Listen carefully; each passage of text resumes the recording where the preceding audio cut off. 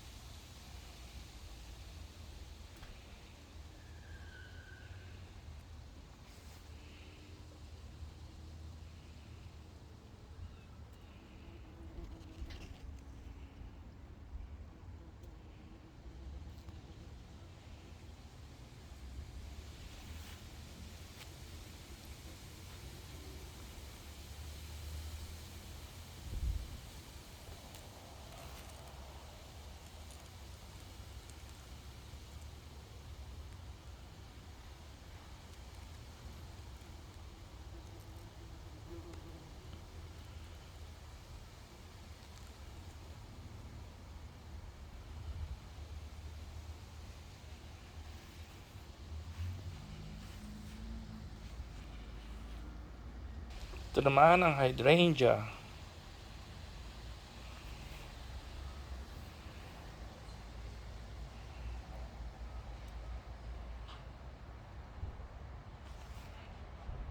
Sa side na to, meron pa ring mga sinya.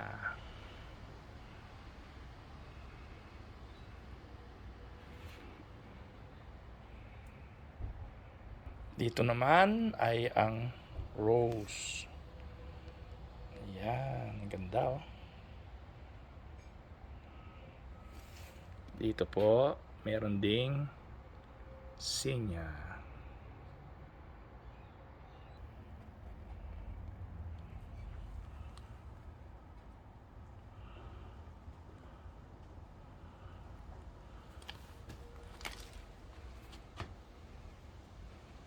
Nag-harvest na din tayo ng kamatis at ng bell pepper.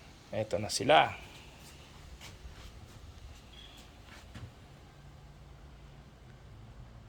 In-harvest natin yan dun sa ating garden.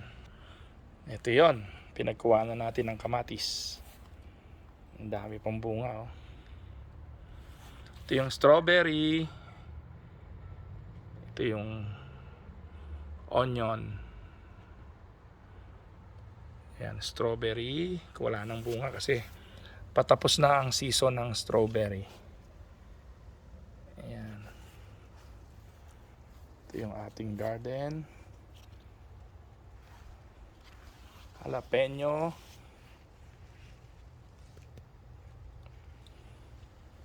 Bell pepper. Yung ating talong na failed. Hanggang ngayon walang bunga yung talong. Ewan ko ba ba't ganyan. Puro dahon. Hintayin pa natin. Pag hindi pa siya namunga, wala tayong magagawa. Dito yung ating beans. Napakadami pang bunga. Ayan. Dami pa din. Tambak pa oh.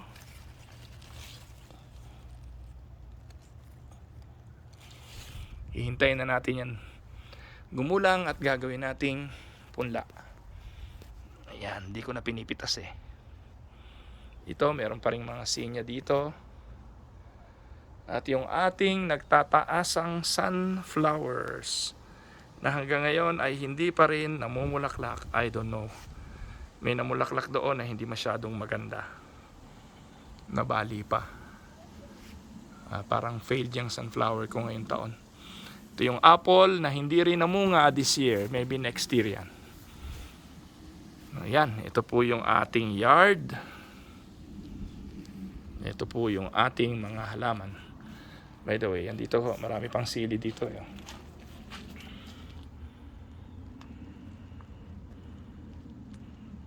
Yang sili na yan, unang bunga niya green, nagiging violet, and then magiging orange, and then magiging pula. Iba-iba kulay. Iba-iba po kulay niyan. Ito pa yung spring onion. Ayan. Daming sili. Hindi po yan pandan. Bulaklak yan. Ayan. Ayan po ang ating yard. Ayan po. Ayan. Ang Magandang araw po sa inyo.